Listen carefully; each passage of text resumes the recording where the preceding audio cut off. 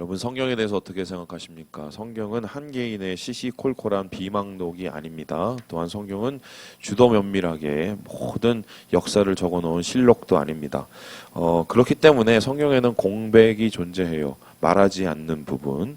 그 공백에는 보통은 지나칠 만한 소소한 것들이 대부분이지만 반면에 우리의 호기심을 자아내는 부분도 있습니다.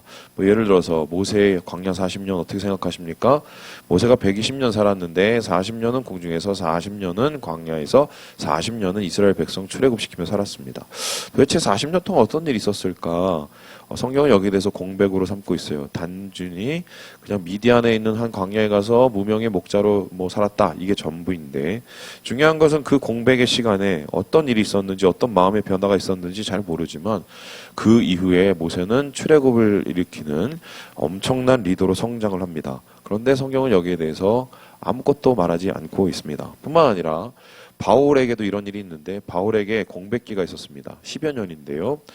물론 회심한 이후로 이 갈라디아서 1장에 보면은 아라비아의 상인들을 쫓아갔다가 그 후에 3년 후에 예루살렘 와서 베드로 만났다 이런 얘기 있습니다. 근데 그게 끝이 아니라 그 후 10년이 없어요. 종족을 감춰버립니다. 그래서 무슨 일, 어떤 일이 있었길래 도대체 그는 이방인의 사도로 탈바꿈해서 돌아왔을 것인가? 성경은 여기에 대해서 아무 말도 하지 않습니다. 우리의 궁금증을 자아낼 뿐이죠. 그런데 성경에 있는 모든 공백 중에 가장 궁금한 공백, 우리의 호기심을 자극하는 공백이 뭘까 생각한다면 바로 예수님의 성장기가 아닐까 싶습니다. 여러분 예수님의 탄생에 대한 얘기는 너무 많이 나옵니다. 하지만 예수님께서 30살에 공생애를 시작했을 때 그 상간, 도대체 무슨 일이 있었는지 성경은 잘 이야기하고 있지 않습니다. 그냥 한마디로 나사렛에 돌아왔다, 아니면 거기서 건강히 잘 자라셨다 하는 정도의 이야기는 있지만 도대체 어떻게 잘 살았는지, 어떤 심경의 변화가 있었는지, 어떤 준비를 하셔서 그렇게 놀라운 사역을 하셨는지 아무 얘기도 나타내지 않아요. 그래 놓으니까 사람들이 이 호기심을 충족하려고 여러 가지의 시도를 하게 되는데 그 대표적인 노력이 바로 이 사람이 아닐까 싶습니다. 보여주시죠? 이 사람이 누구냐면 니콜라스 노토비치라는 사람인데 어느 나라 사람일까요? 러시아 사람입니다. 그런데 이 사람은 성경과 별로 관계도 없는 전쟁을 취재하는 이 기자였어요. 그런데 이 사람이 어느 날 인도로 갔다가 여기에 있는 한 사원을 방문하게 됩니다. 이게 티벳 사원인데 헤미스 사원이라는 곳에 방문했는데 여기서 한 고승을 만나게 돼요. 저 사람인데 그 사람이 갑자기 나오더니 두루마리를 하나 딱 주는 겁니다. 그래서 거길 딱 읽어보니까 어떤 얘기가 나오냐면 이사라는 사람에 대한 이야기가 나오는 겁니다. 근데 이사라는 사람이 어떤 사람이냐?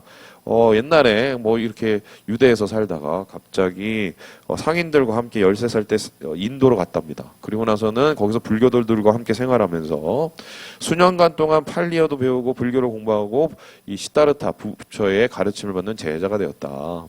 그 후에 이제 불교를 가지고 그 가르침으로 인도 여러 곳을 돌아다니면서 이제 전도를 했는데요. 그곳에서 신비한 이 마법을 배워서 나중에 유대로 돌아가서 거기서 사역하다가 나중에 죽게 됐다. 이런 얘기가 기록이 되는 거예요. 눈이 번쩍 뜨이죠. 야, 이 공백을 드디어 찾았노라. 그리고는 이제 집에 돌아가서 거기서 들은 것을 가지고 막 쓰기 시작합니다. 그렇게 쓴 책이 바로 옆에 보이는 The Unknown Life of Jesus Christ. 그러니까 예수님의 밝혀지지 않는 생애라는 책입니다. 이 책이 이제 난리가 났어요. 그 책 난 다음에 여러 가지의 또 책이 쏟아지기 시작했는데 기독교와 불교 사이의 유사성, 안 그래도 내가 할 말이 많았다 이런 사람들이 생겨났습니다. 예를 들어서 이 불교의 법화경이라는 게 있대요. 전 잘 모르지만 이 법화경의 가르침하고 이 성경의 외경 중에 하나인 도마복음이 있습니다. 이 도마복음이 거의 흡사하다는 거예요. 심지어는 컨트롤 C, 컨트롤 V한 정도의 수준도 있다는 거예요. 야, 역시 뭔가 이상했어. 불교에서 말하는 자애, 기독교에서 말하는 아가페 사랑 비슷하잖아요. 아, 사실 이게 연관성이 있었구나. 예수님께서 인도 가서 배워온 거를 다시 여기서 한 거다. 어차피 이 석가모니가 500년 앞서기 때문에 선배잖아요. 그러니까 그렇게 이제 따지기 시작을 한 거죠. 우리의 호기심을 충분히 채워줄 만합니다. 하지만 이런 주장은 굉장히 허위다. 왜냐하면 니콜라스가 말했던 저 책이요, 없어요. 그거 없어요. 어디서 어떻게 튀어나온 책인지 몰라요. 뿐만 아니라 이 도마복음하고 유사성이 있다는 그 법화경도 나중에 살펴봤더니 이게 서기 200년 후의 책입니다. 그런데 대부분의 신약 성경은 언제 쓰여졌냐면은 100년경 전에 다 쓰여졌어요. 그러니까 이거는 순서적으로 따지면은 도마복음을 가지고 법화경이 베꼈다는 소리인데 이게 말이 전후가 맞지 않아서 이건 호기심을 채우기 위한 종교 다원주의적인 시도다. 이렇게 넘길 수가 있겠습니다. 그러면 이거 말고 예수님의 이 공백기에 관한 다른 기록은 없을까? 이에 대해서 얘기할 때 빠지지 않고 등장하는 책이 한 권 있습니다. 바로 이건데요. 보여주시죠. 위경 중에 하나인 도마 유아기 복음서입니다. 도마 유아기 복음서는 도마 복음서하고 다르고요. 예수님의 그 어린 생애 3살 때부터 12살 때까지의 이야기를 다룬 책입니다. 그런데 이 이야기 참 재밌는 게 되게 많은데 한번 내가 들어볼게요. 예를 들어서 예수님이요. 초능력을 가졌습니다. 지붕에서 어떤 애가 떨어져 죽었습니다. 갑자기 예수님께서 안수를 했더니 살아나요. 애가. 그리고 도끼에 어떤 사람이 발에 찍혀서 청년이 온 겁니다. 예수님께서 탁 바라보시니까 갑자기 발이 확 나요. 대단하죠? 그리고 뱀에 물렸어요. 이제 뱀까지 나와요. 그런데 거기에 대해서 예수님께서 입김을 후 보니까 고쳐집니다. 대단합니다. 심지어는 아버지 요셉이 직업이 목수였는데 막 이렇게 하다가 목재가 모자라는 거예요. 근데 목재가 몇밖에 안 돼. 야, 예수야 어떡하니? 그랬더니 갑자기 예수님이 그 목재를 확 늘려갖고 한 이만하게 만든 거예요. 그래서 그 목재를 가지고 뭐 가구를 만들었다. 이런 얘기가 등장합니다. 대부분 예수님을 초능력자, 굉장히 신기한 자로 바라보게 됩니다. 왜냐하면은 예수님에 대한 신성을 강조하기 위해서 그런 게 아닌가. 근데 눈여겨볼 건 여기는 좀 허무맹랑한 얘기가 있는데 바로 이 그림과 관련된 겁니다. 이 그림 다시 한번 보여주시면요. 예, 저기 앉아있는 분이 계시고 애들 있고 저 옆에서 뭘 되게 만들고 있는 사람이 있습니다. 누가 예수님일까요? 예? 자, 참고로 예수님의 나이가 어떻게다? 어리다. 저 앉아있는 사람이 예수님이 아닙니다. 저기서 뭐 만들고 있는 분이 예수님입니다. 그럼 이게 어떻게 되는 건가? 예수님이 샘을 막아서 연못을 만들어서 재밌게 놀고 있었답니다. 그런데 애들이 여기 와서 같이 논 거예요. 근데 지나가는 하난이라는 한 어르신이 딱 보더니 야, 지금 6월절인데 뭐 그렇게 막 일하고 있으면 어떻게 막 혼낸 겁니다. 그랬더니 예수님이 막 승질이 나서 그때 마침 막 이렇게 진흙으로 참새를 만들고 있었는데 기분 나빠고 그냥 진흙 확 던졌어요. 그랬더니 어떻게 했느냐? 참새가 후닥닥 이렇게 날아가는 거예요. 얼마리가. 이 얘기가 등장합니다. 근데 여기서 끝난 게 아니에요. 더 재밌는 게 뭐냐면 그리고 그 다음 날도 딱 놀러 갔는데 애들이 예수님이 만들어 놓은 그 연못을 터트려 놓은 겁니다. 승질이 나잖아요. 예수님. 야, 니네들 왜 이렇게 터뜨렸어? 내가 열심히 만들어놨는데 이렇게 예수님께서 뭐라고 했더니 어떻게 됐느냐? 갑자기 애들이 죽습니다.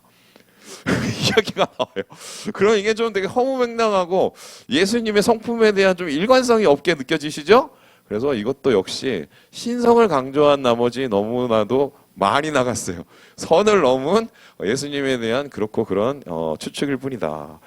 그렇다면 이제 되게 중요한 얘기를 합니다. 예수님 그럼 도대체 뭐 하셨을까? 최소한 소년 때는 우리 여기 창창한 소년들이 있는데 니네 뭐하니 요즘에? 열심히 게임하고 계시나요? 뭐한가요? 뭐한가요? 예수님은 어떻게 보내셨을까요? 궁금하지 않으세요?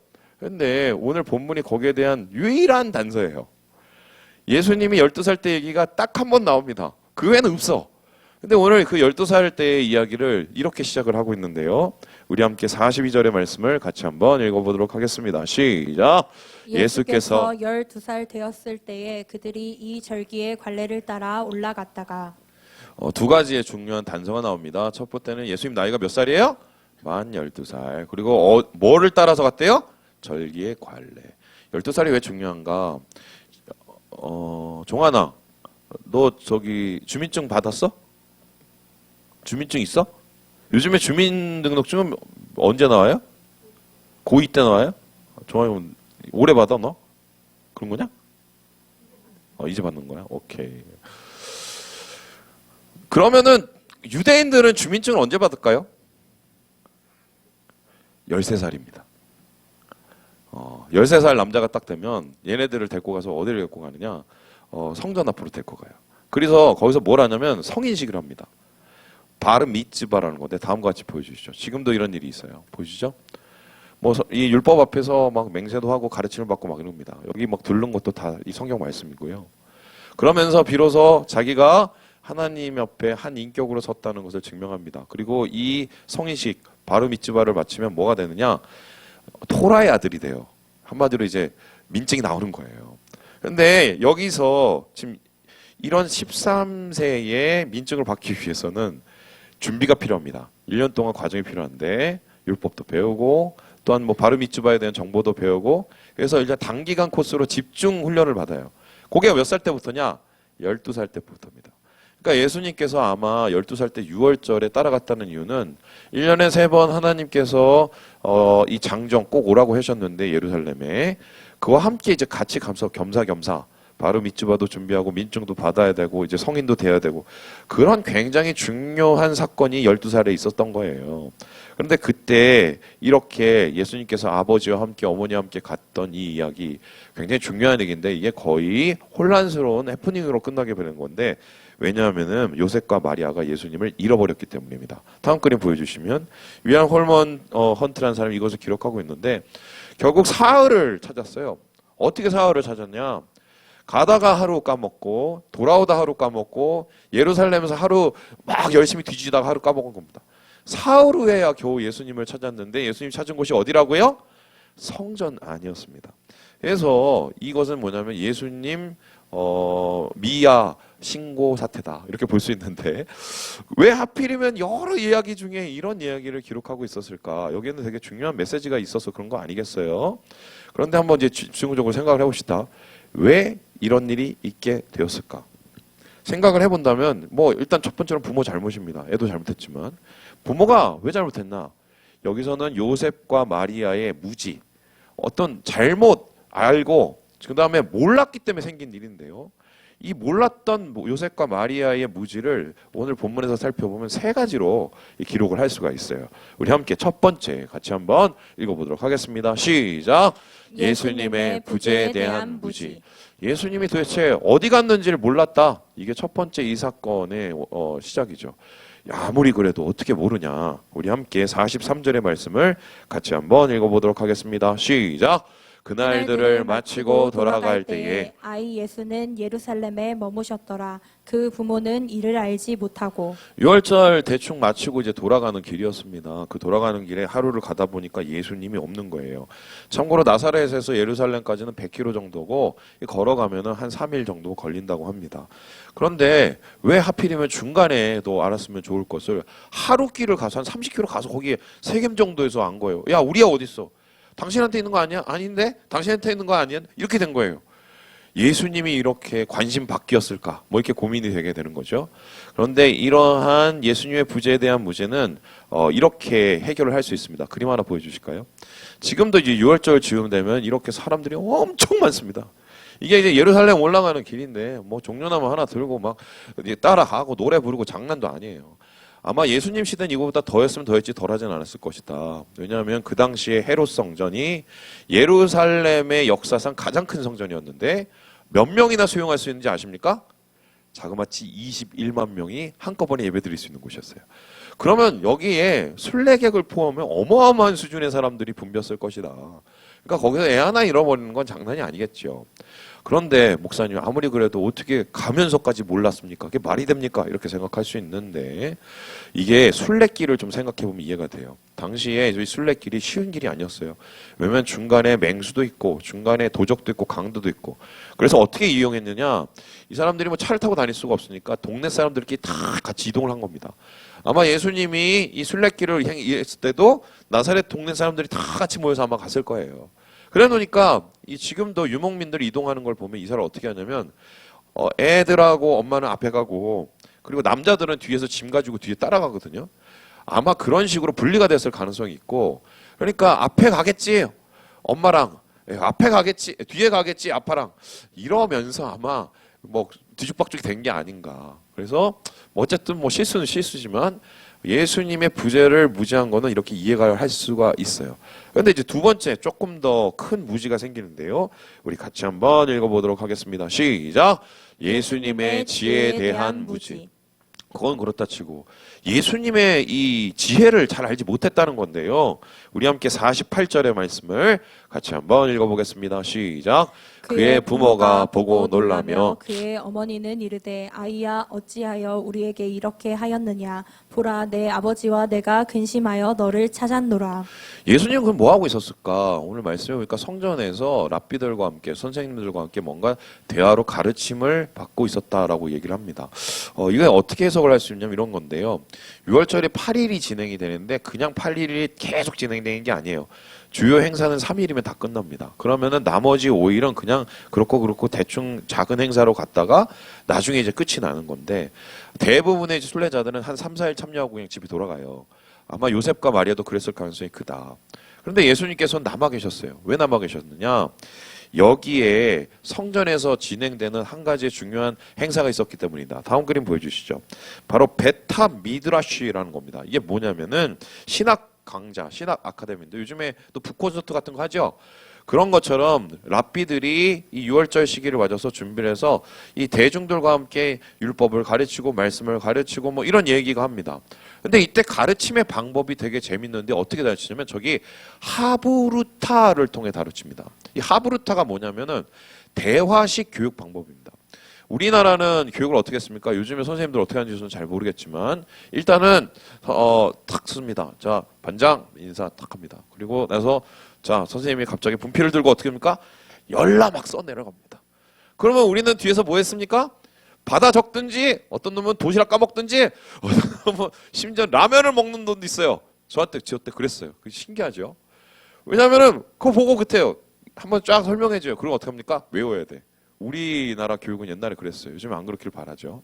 그런데 유대는 그렇게 절대로 안 가르쳤습니다. 어떻게 가르치냐? 똑같은 것을 가르쳐서 물어보게 시킵니다.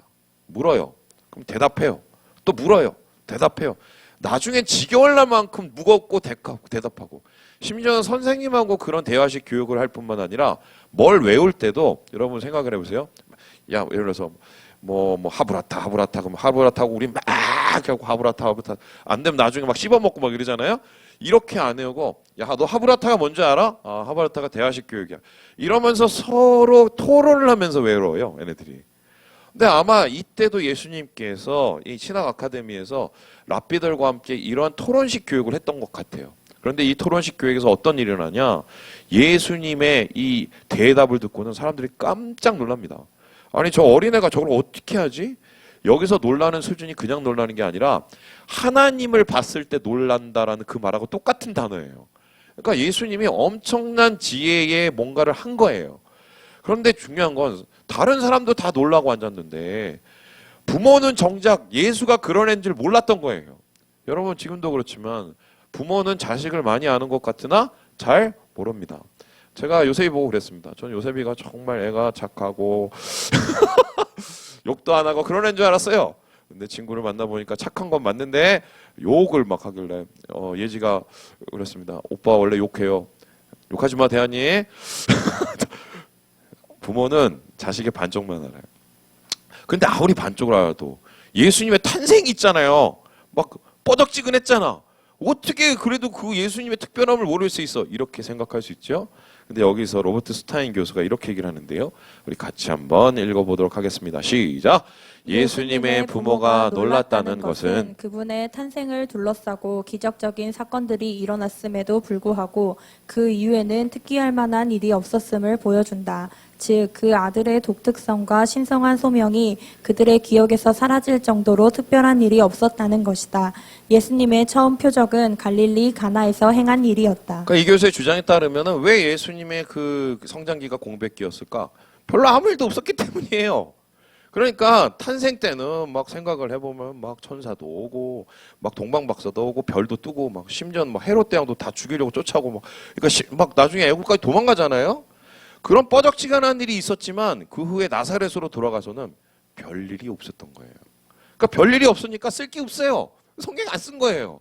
그런데 그러던 애가 갑자기 예루살렘에 와서 선생들하고 막 얘기를 하는데 막 나도 모르는 얘기를 막 하는 거야 막. 여러분 생각을 해서 미적분 얘기하고 막 10살짜리 애가 막 그렇게 생각을 해보세요. 황당한 거지. 이거를 마리아가 요셉이 몰랐다는 것. 이거는 어떻게 보면은 요셉과 마리아에게서 어떻게 보면 삶 속에 파묻혀서 예수님의 하나님 되심을 점점 이겨가고 있었다. 뭐 이런 정도로 이해할 수가 있겠다. 그런데 가장 심각한 것은 뭐냐? 오늘 사건에서 요셉이 모르는 것 중에 정말 심각한 게 한 가지가 있어요. 이게 뭐냐면 마지막 건데요. 우리 같이 한번 읽어보도록 하겠습니다. 시작! 예수님의 소명에 대한 무지. 뭐 그렇다 쳐요. 뭐 애도 잊어버릴 수 있어. 그렇다 쳐요. 뭐 우리의 어떤지 잘 모를 수 있어. 근데 중요한 거는 본 게 있잖아. 예수님이 누군지 본 게 있잖아요. 그리고 들은 게 있잖아요. 그걸 깜빡했다는 거예요. 우리 함께 50절의 말씀을 같이 한번 읽어보도록 하겠습니다. 시작! 그 부모가 그가 하신 말씀을 깨닫지 못하더라. 오늘 이 성경의 가장 핵심 포인트는 이거예요. 예수님은 지혜의 말씀을 하고 예수님은 그것을 보일 뿐만 아니라 아버지에게 뭐라고 얘기를 했는데 그걸 못 알아들었다는 겁니다. 이런 거예요. 야, 예수야, 너 원래 참았는데 너 도대체 왜 여기 있어? 그랬더니 예수님이 한마디를 하셨는데요. 그 말씀이 바로 이겁니다. 우리 함께 49절의 말씀을 같이 한번 읽어보도록 하겠습니다. 시작! 예수께서 이르시되 어찌하여 나를 찾으셨나이까? 내가 내 아버지 집에 있어야 될 줄을 알지 못하셨나이까? 하시니. 야, 왜 여기 있어? 아니, 왜 나를 찾아요? 저는 당연히 여기 있죠. 되게 뻔뻔스럽죠? 근데 이렇게 뻔뻔스럽게 다그치는 아버지를 오히려 다그치고 앉았습니다. 그러면 여기에는 분명히 이유가 있다는 거예요. 근데 예수님은 왜 다그치고 있느냐? 나는 원래 여기 있어야 돼요. 라고 얘기합니다. 그럼 여기라는 것은 어디냐? 여기서 눈여겨봐야 될 단어가 내 아버지 집에입니다. 근데 내 아버지 집에는 그냥 이렇게 집에라고 해석할 수 있지만 다른 식의 해석이 가능한데요. 다음에서 보듯이 이 집에라는 단어가 엔토이스라는 단어입니다. 엔토이스를 원래 집에라고 하면 엔벳입니다. 근데 엔벳이라고 하고 토이스라고 해요. 이거는 뭐냐면 그냥 대명사예요. 그래서 번역이 되게 가능한 게 많아요. 그냥 뭐뭐 하는 것들에, 아버지의 것들에, 뭐뭐 하는 일들에, 뭐뭐 하는 사람들에, 뭐뭐 하는 집에, 이게 다 가능합니다. 그렇다면 오늘 이 부분을 어떻게 읽을 수 있냐? 너 왜 여기 있어? 아, 아빠, 내가 당연히 여기 있어야죠. 내가 아버지의 것들에 있어야 됩니다. 내가 아버지의 일들에 있어야 됩니다. 내가 아버지의 사람들과 있어야 됩니다. 내가 아버지의 집에 있어야 됩니다. 이 얘기가 되는데 이 엔토이스를 한마디로 묶으면 뭐냐? 하나님의 사명을 뜻해요. 그러니까 예수님께서는 지금 물어보는 이 요셉의 질문에 아니 당연히 제가 여기서 받은 바가 있는데 하나님 아버지께 내가 받은 소명이 있는데 그거 하고 있잖아요. 아버지 뭐가 이상해요? 라고 대답을 하고 있는 것입니다. 예수님은 태어날 때부터 왜냐하면 소명을 가지고 태어나신 분이기 때문이에요. 여러분 소명이 뭡니까? 하나님께서 우리에게 주신 맡기신 일 그리고 의미입니다. 그냥 단순히 일이 아니라 삶을 어떻게 살아가야 되는지 하나님께서 우리에게 보여주신 가치예요.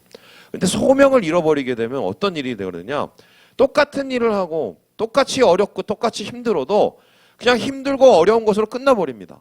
남는 것은 돈뿐이요. 돈은 지나가면 나중에 다 계좌에서 빠지는 것뿐이요. 아무것도 남는 게 없어요. 그냥 허망한 거예요. 제가 좀 힘들고 어려우면 뭐 하냐면은 시계를 삽니다. 돈이 없어서 시계를 비싼 걸 못 사고 있어요. 예. 계속 못 살 것 같아요. 앞으로 뭐 제가 돈이 있겠어요? 그죠? 그러면은 저희 아내한테 물어봤습니다. 며칠 전에. 여보, 그래서 왜 했더니 내가 롤렉스를 사고 싶은데 참고로 말씀드리면 롤렉스가 돈이 얼마인지 아세요? 1,000만 원, 1,500만 원, 2,000만 원. 죄송해요. 제가 그런 거 갖고 싶은 사람이야. 근데 주변에 보니까 그 롤렉스를 타는 사람이 있어. 그래서 딱 보니까 너 되게 좋다. 그러니까 그게 얼마냐 그랬더니 15만 원이래. 어디서 샀냐 했더니 어디 가르쳐주더라고. 야, 나도 저 짝퉁을 한번 사가볼까? 내가 그랬는데 우리 아내가 딱 하는 말이 있었어요. 아니 진짜를 사든지 왜 가짜를 왜 차고 다녀? 그리고 목사가 그거 차고 다녀서 잘 알아겠다 이렇게 얘기를 하는 거죠. 그걸 차서 짝퉁이라다 오빠 가서 짝퉁이라고 얘기하고 다닐 거야. 그것도 웃긴 거고 진퉁이면은 더 웃긴 거고 그죠? 예, 그래서 내가 마음이 허한가 보다. 제가 그때 느꼈어요. 사람이 그래요. 그냥 삶의 의미를 잃어버리면 뭘 자꾸 딴 걸로 막 채운다고. 근데 예수 믿는 사람에게서 그게 이제 나타나는 현상은 뭐냐면 소명 결핍 현상이야. 소명이 결핍되면은 우리 삶에서 아무리 힘들어도 어려움을 이겨낼 만한 그 힘과 가치를 잃어버려요. 그 다음엔 삶이 되게 허망하게 된 것인데 지금 요셉과 마리아 예수님의 그 소명을 잃어버린 거예요. 그러면 예수님의 소명은 무엇이냐? 보통 유대에서 소명은 이름과 관련되는 것인데 예수님이 태어날 때 두 가지의 이름이 나왔습니다. 그 첫 번째 이름이요. 우리 마태복음 1장 21절의 말씀을 같이 한번 읽어보겠습니다. 시작. 아들을 낳으리니 이름을 예수라 하라. 이는 그가 자기 백성을 그들의 죄에서 구원할 자이심이라 하니라. 예수예요, 예수. 그런데 이 예수라는 말은 여호수아, 요시야, 호세아 다 같은 말인데 구원과 관련된 겁니다. 그러면은 예수님의 이 땅에 오신 소명은 뭐냐? 이 땅을 영혼들을 어떻게 해요? 구원하시기 위해서. 어떻게 해요? 구원하시기 위해서 오신 거예요. 그렇다면 이 얘기를 듣고 야, 얘가 이제 앞으로 메시아로서 우리 유대를 구원하겠다. 최소한 그 생각은 갖고 있었을 거야. 두 번째로 예수님의 이름이 또 정해지는데요. 우리 23절의 말씀을 같이 한번 읽어보겠습니다. 시작. 보라 처녀가 잉태하여 아들을 낳을 것이요 이름을 임마누엘이라 하리라 하셨으니 이를 번역한즉 하나님이 우리와 함께 계시다 함이라. 두 번째 이름이 뭐라고요?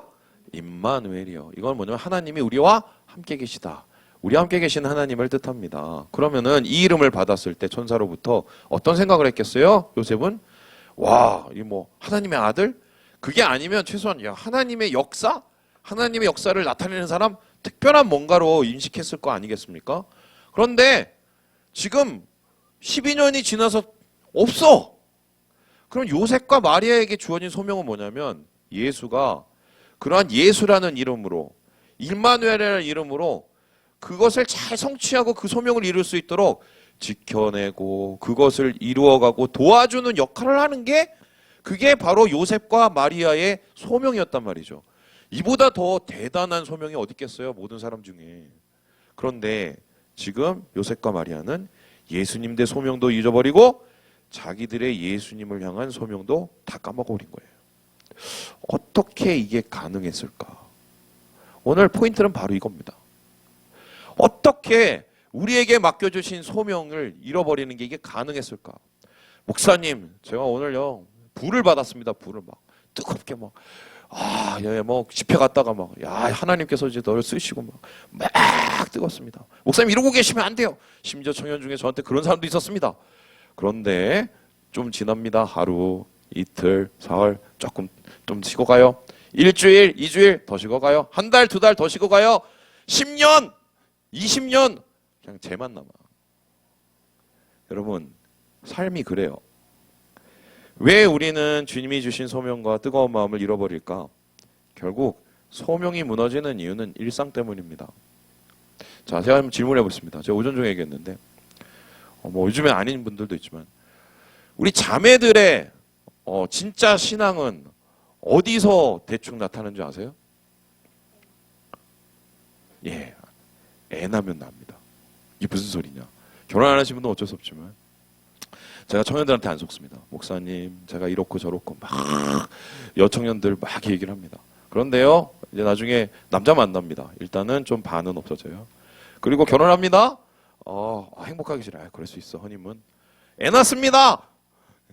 둘 나요. 끝. 삶의 가장 어두운 얼굴로 다녀요. 남자는 대충 어디서 얘기를 하는 줄 알아요? 군대 갔을 때. 아니면은 직장에서 완전히 눌려서 주님을 위해서 큰 일을 해야지. 웬 걸려? 지나고 나면 똑같아. 여러분, 사탄의 주무대가 어디라고 생각하십니까? 무슨 뭐 집회 가고 기도원 가면 우리 대적기도 같은 거 많이 하죠. 나스렛 예수 이름을 명하노니 그럼 막 대적을 막 합니다. 사탄을. 야, 그러면 사탄이 거기 있겠어요? 진짜 사탄의 주무대는 거기가 아니에요. 어디예요?